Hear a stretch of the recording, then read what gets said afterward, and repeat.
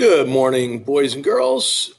We are on to chapter 7. Just real quick reminder what in chapter 6, Opal went to the library. She's kind of hanging out at different places, meeting new people, and she meets this librarian who starts to tell this outlandish story about a bear that went into the library. So let's find out a little bit about this.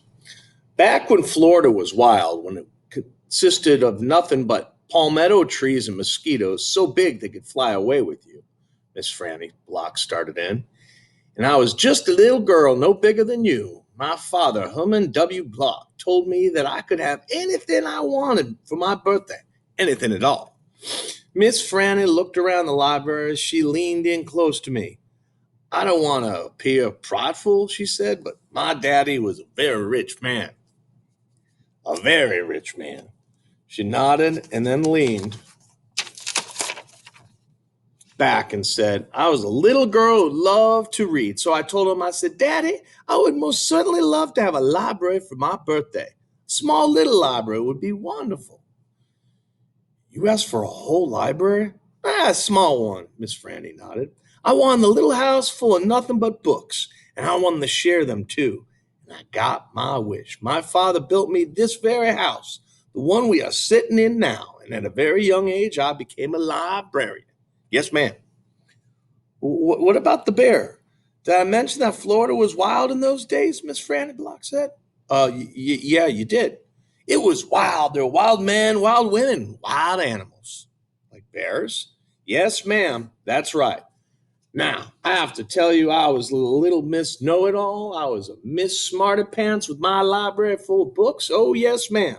I thought I knew the answers to everything. Well, one hot Thursday, I was sitting in my library with all the doors and windows and my nose stuck in this book when a shadow crossed my desk. And without looking up, yes, ma'am, without even looking up, I said, Is there a book I can help you find? Well, there was no answer. And I thought it might have been a wild man or a wild woman scared of all those books and afraid to speak up, but then I became aware of a very peculiar smell, very strong smell. I raised my eyes slowly, and standing in front of me was a bear. Yes, ma'am, a very large bear. How big? I asked. Oh, well, said Miss Franny. Perhaps 3 times the size of your dog?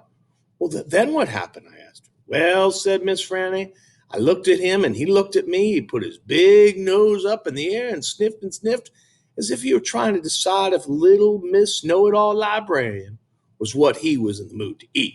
And I sat there. And then I thought, well, if this bear intends to eat me, I'm not going down without a fight. So, ma'am, so very slowly and very carefully raised up the book I was reading. What book was that? I asked. Why, it was War and Peace, a very large book. I raised it up and slowly, and then I aimed it very carefully. I knew I threw it right at the bear and screamed, Be gone! And do you know what? No, ma'am, I said. Well, he went, but this is what I will never forget. He took the book with him. Nuh-uh. I said, Yes, ma'am, said Miss Franny. He snatched it up and ran. Did he come back? No, I never saw him again. Well, the men in town used to tease me about. They'd say, Miss Franny, we saw the bear of yours out in the woods today. He was reading that book, and he said it was good and it would be all right if he just kept it for another week. Yes, ma'am, they did tease me about it. I imagine I'm the only one left from those days. I imagine I'm the only one that even recalls that bear. All my friends, every one I know when I was young, they're all dead and gone. She sighed again. She looked sad and old, wrinkled. It was the first time, same way I felt sometimes, being friendless in a new town and not having a mama to comfort me. I sighed too. Winn-Dixie raised his head off his paws and looked back and forth between me and Miss Franny. He sat up and showed Miss Franny his teeth.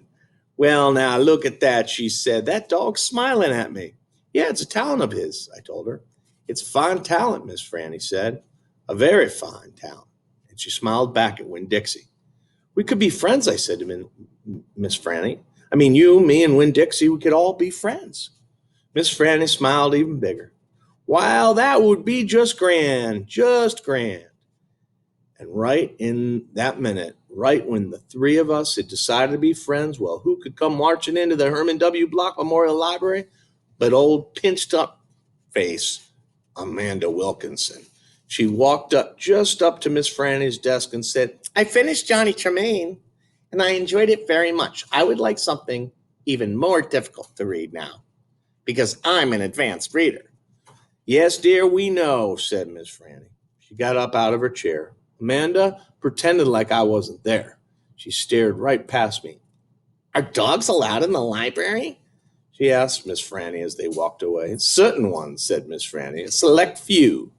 And then she turned around and winked at me. I smiled right back.